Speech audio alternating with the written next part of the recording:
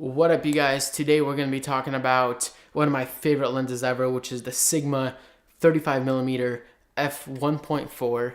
This thing is a beast of a lens, so I'm really stoked to talk to you guys about that. This lens isn't actually that big. It's actually substantially smaller than the lens for me that's going to be replacing this, but I'd say this isn't that big or that heavy at all. It's got a 67mm ring on the outside, which I screw on usually my variable ND filter on top. Some people might say that they hear a rattling in the housing that starts to come off and shake off. Well, I've used this lens for about a year already, and dang, I've taken this to Bangladesh, I've done road trips, I've flew across the country with this thing, and so far this lens has not failed me. It's stayed intact. I feel like it's built really well. This is an overall really awesome lens. To dive in a little bit more, the autofocus is phenomenal on this thing. It just gets the job done so well, especially with my Canon DSLR. And the thing that I think I like most about this lens is that its focal length is like this perfect middle between super wide and also that 50 nice zoomed in look. And man, this thing, honestly, this is such a joy for me to use. And not only that, the Sigma 35mm is also a prime lens, which means you're getting just a tad bit more sharpness out of your photos. I've noticed that once you get into a little over f2, even 2.4, 3, the lens is just starting to look absolutely sharp, and it's so phenomenal.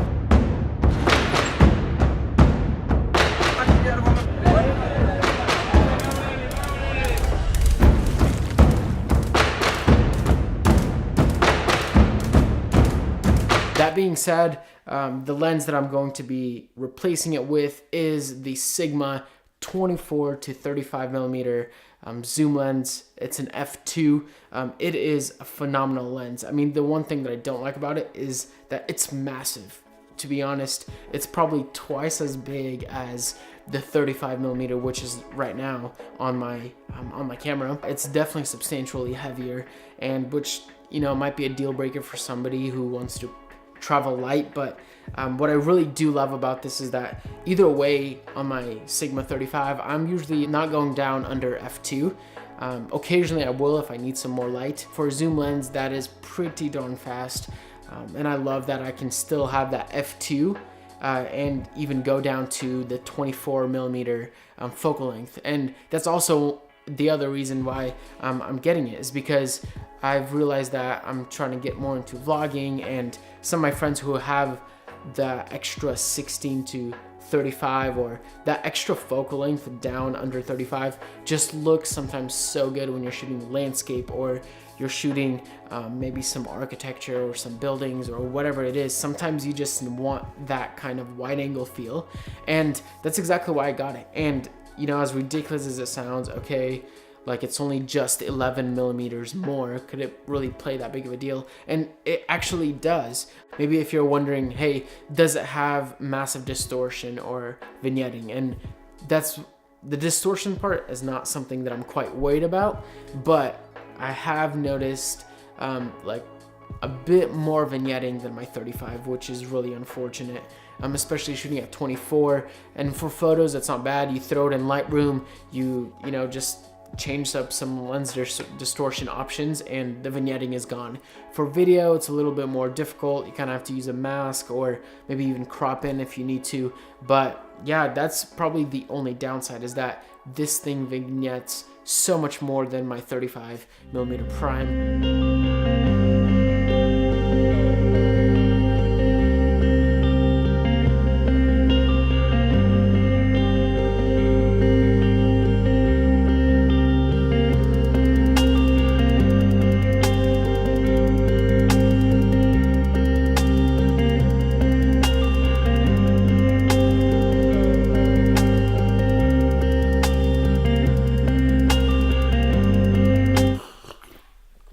That BRoll wasn't really as cool as the one from Bangladesh, but like I said, I haven't had this lens for a whole long time, so I don't have a whole lot of footage to share. That's really cool and whatnot. But yeah, most of that footage was shot in about somewhere between 24 and 30 millimeters for y'all to see. Both lenses are awesome. If you want that extra bit of focal length, I would strongly recommend you testing out this 24 to 35. Checking it out, maybe renting it, borrowing it from a buddy, because it is a great lens. I would recommend it. However, if you kind of want to stay away from the vignetting, maybe the slight distortion, and you're stoked about actually having a prime lens, then the 35 does an incredible job. So both of these lenses in general are awesome. I'm super stoked to be shooting with this lens a little bit more. But yeah, those are just some thoughts about the 35 prime as well as the 24 to 35 f2. If you guys have any questions, feel free to comment below. If you like this video, like it, subscribe if you want to stay updated with stuff I'll be releasing. But other than that, thank you guys so much for watching. Really appreciate it, and I will see you guys in the next one, folks. Peace.